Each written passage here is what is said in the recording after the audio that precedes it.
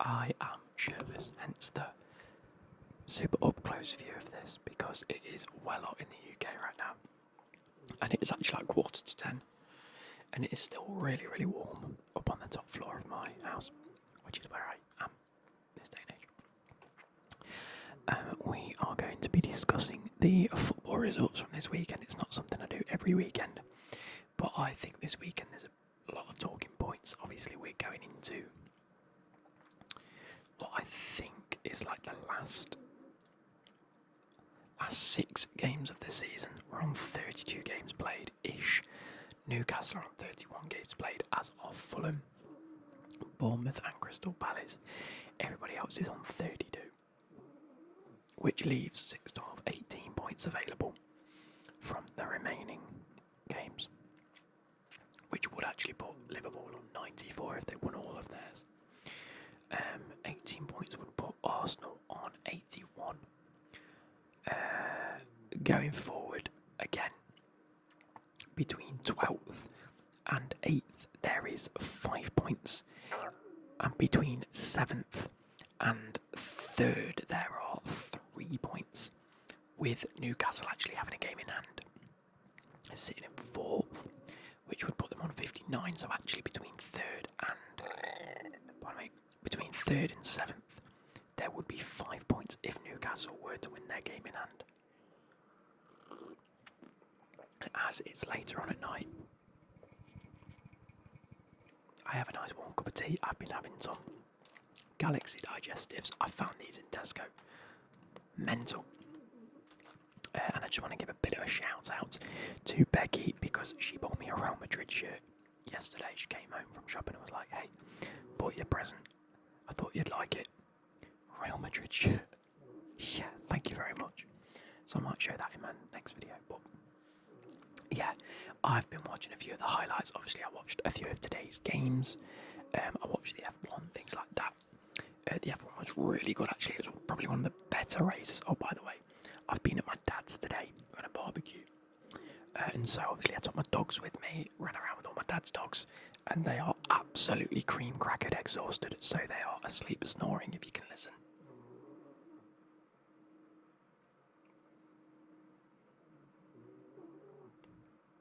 So yeah, they're snoring.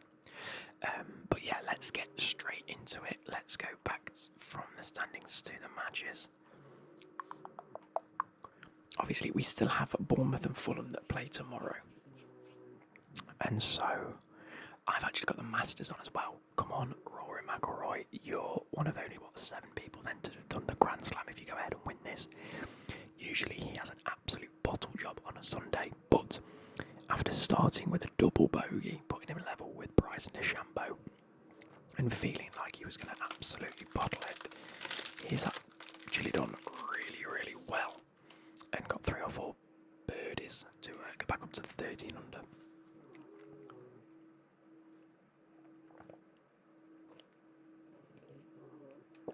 I feel like they're through 9 already. Jenny leaves 9 more. Anyway, let's get into this weekend's games. So, Man City Crystal Palace, that was yesterday. I remember looking at this, and was it Crystal Palace went 2-0 up early on? Well, not early on, but in the first half. Eze with a very, very well worked goal. I feel like Crystal Palace have sort of found their rhythm at the back end of the season. They're now up to 12th with a game in hand, so they could go up to 10th if they win that game in hand. Yeah, I feel like recent weeks Crystal Palace have really found their rhythm.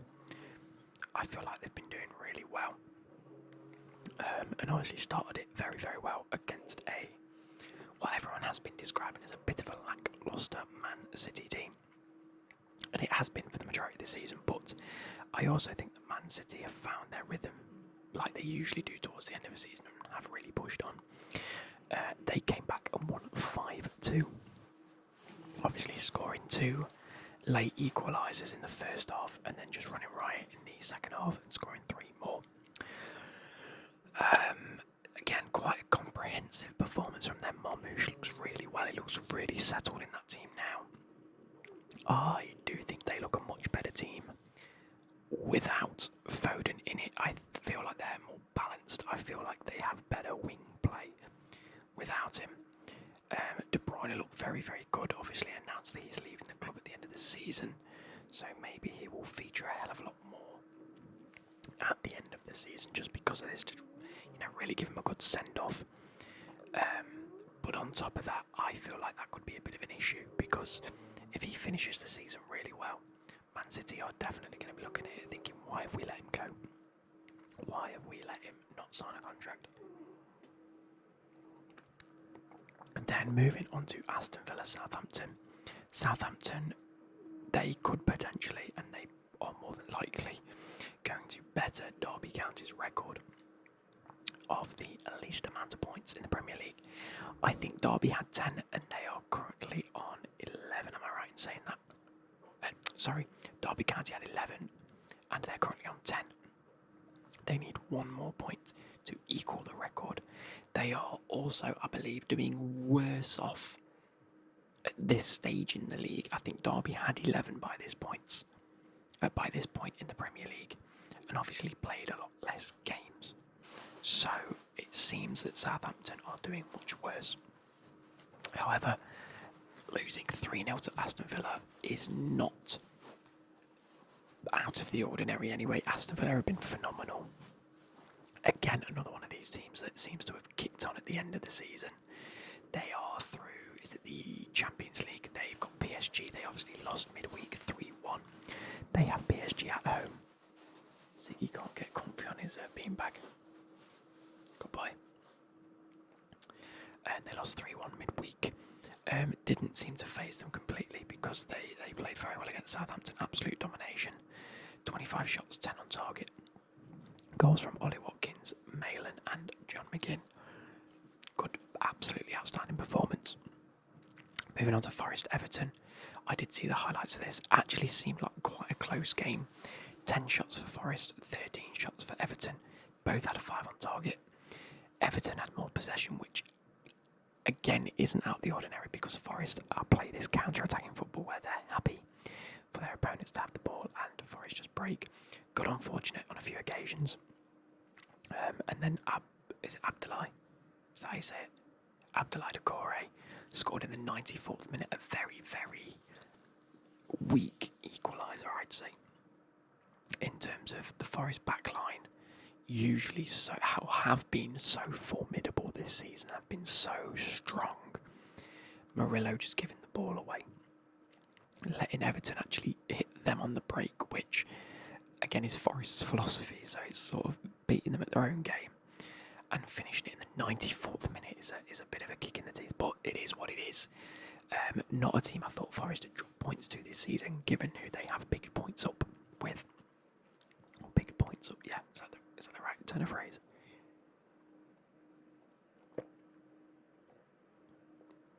But with that being said, it leaves Forest in a bit of a sticky situation. They could have solidified their place in third, and it sort of made the end of the year exciting. And then second to last of yesterday's games, Brighton, Leicester.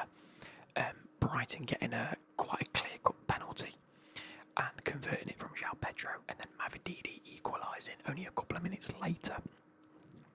Led into the end of the first half, 1-1. Brighton looked absolutely dominating. By the way, they were.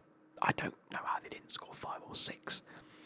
Coming out into the second half, I think a bit of a soft penalty given back to Brighton. So that's 2 penalties they had.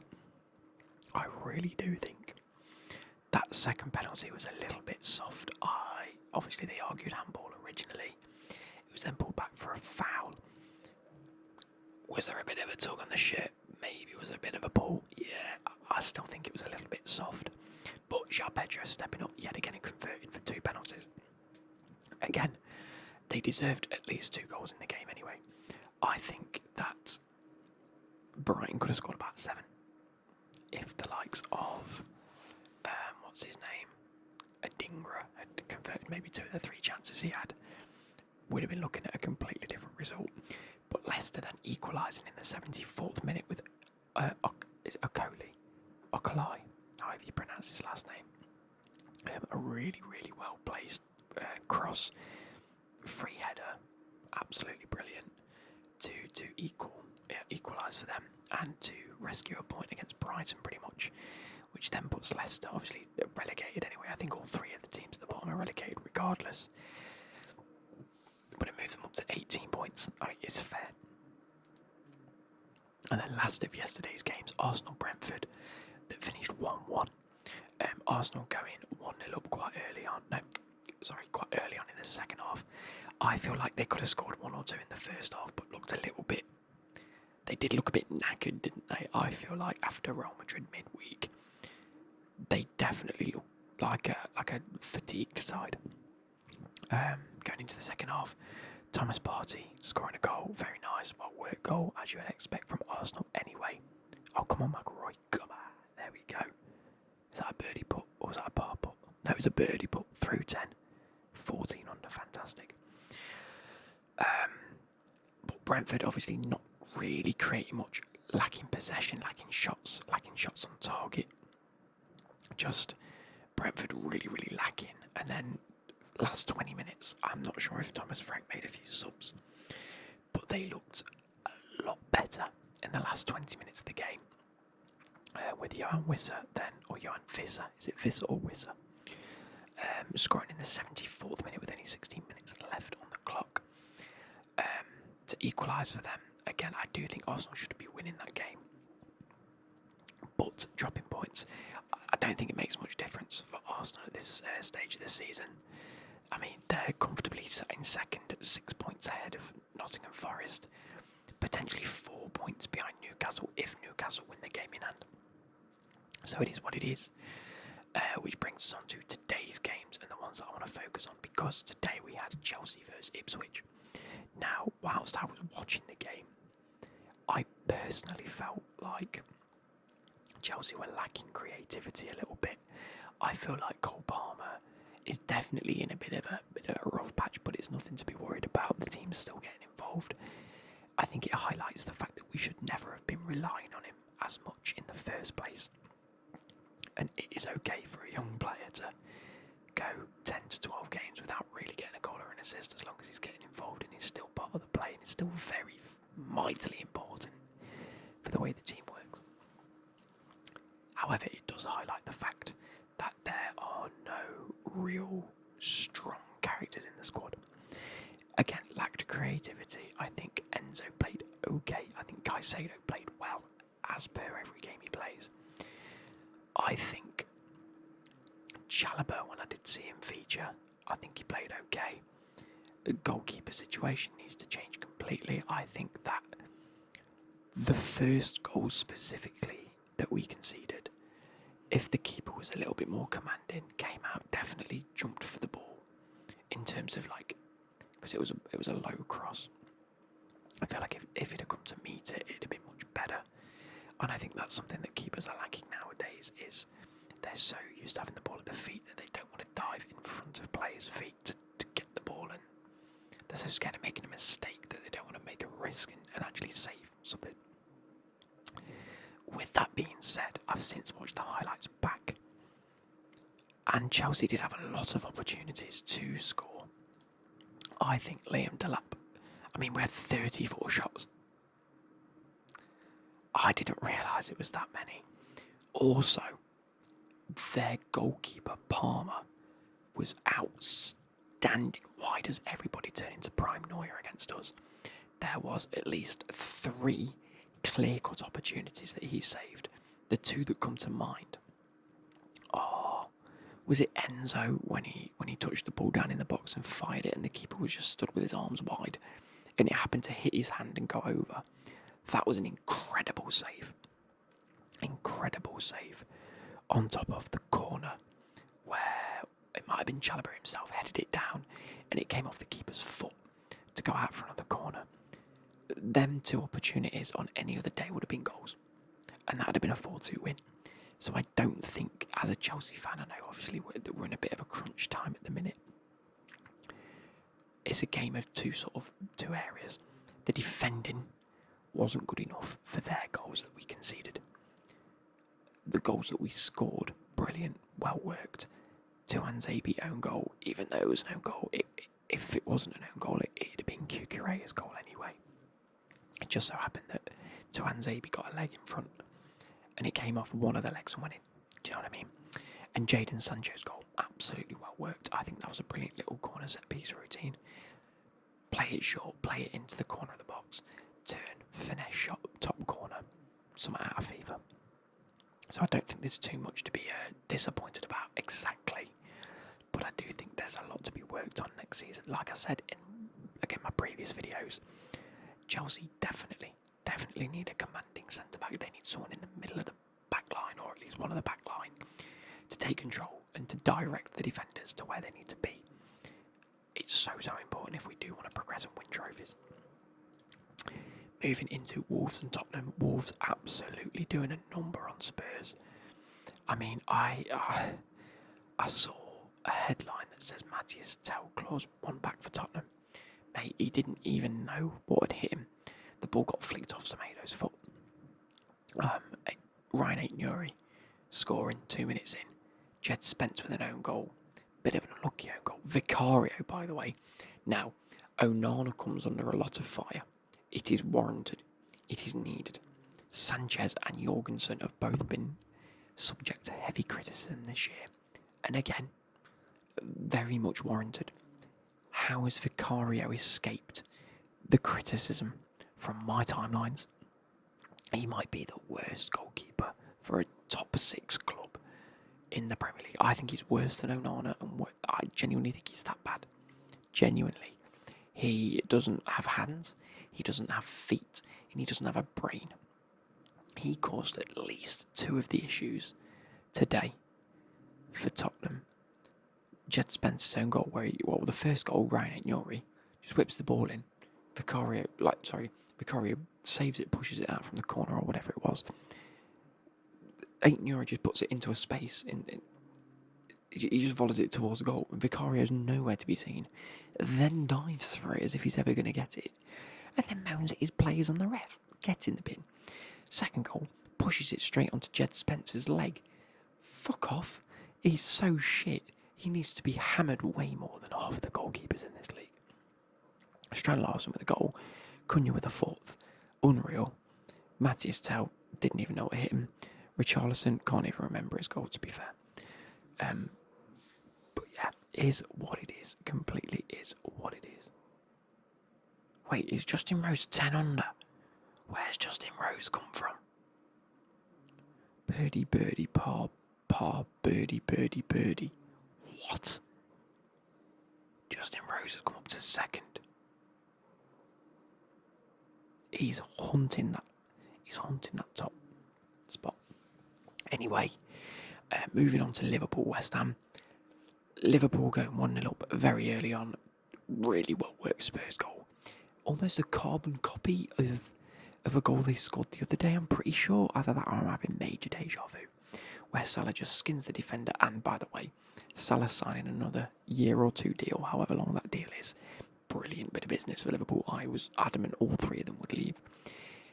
With Trent leaving, I think it really has scared them into making sure that they're paying for these top players. Salah's got his deal. It's looking like Van Dijk's going to have his deal. Brilliant bit of business for Liverpool. But yeah, ball play down the line.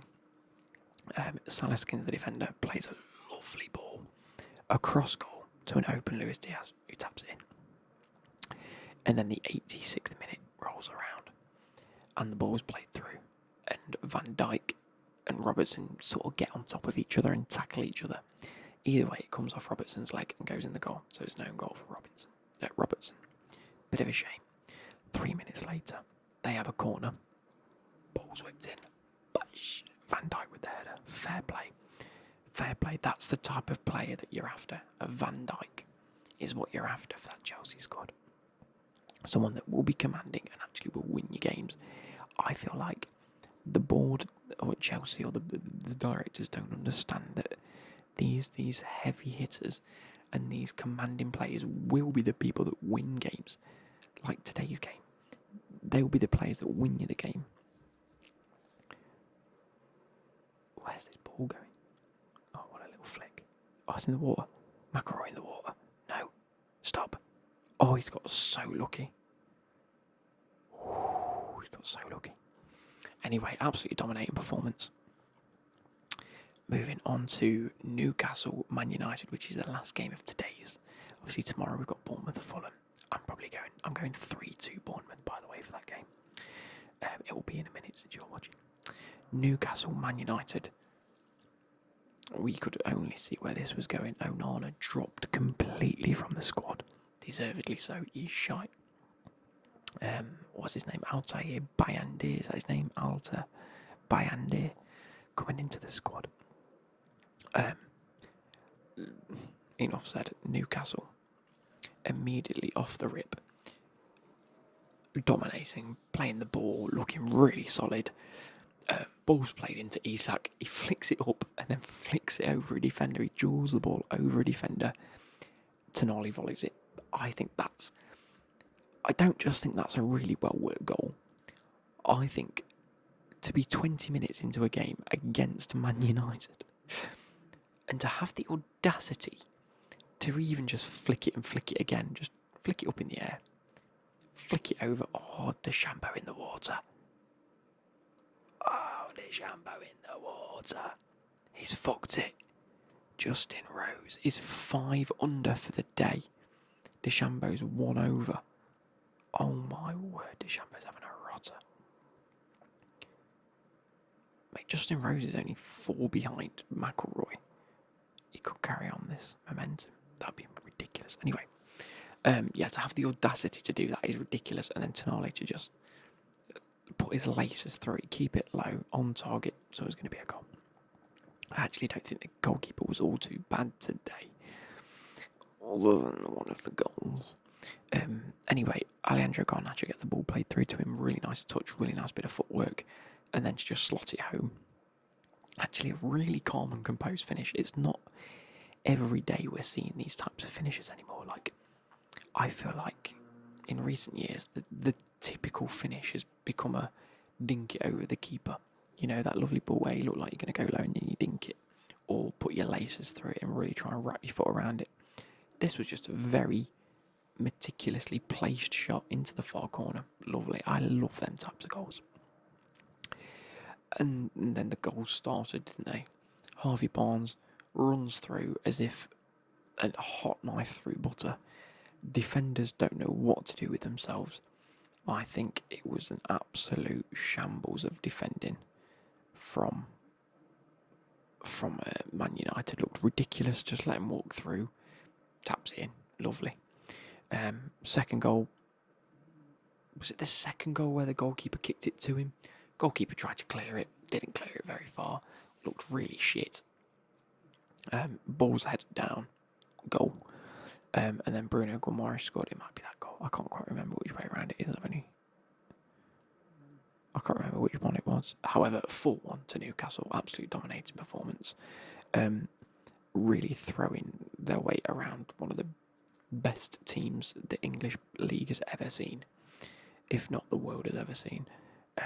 Couldn't believe it. Anyway, that's today's video done. Where does that leave the league? Bold predictions. I'm probably going to... Where the flipping hell is gone?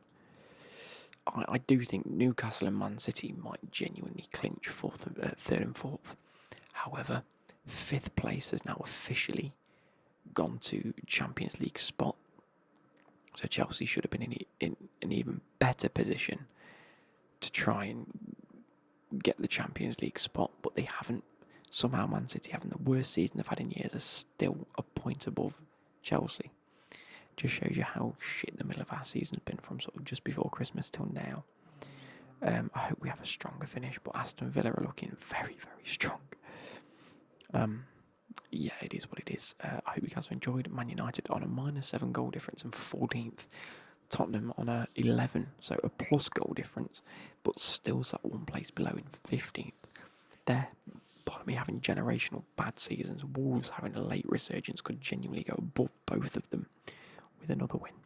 We'll see how the end of the season goes. It's very exciting. It's coming down to the wire. And I'll catch you later. Goodbye.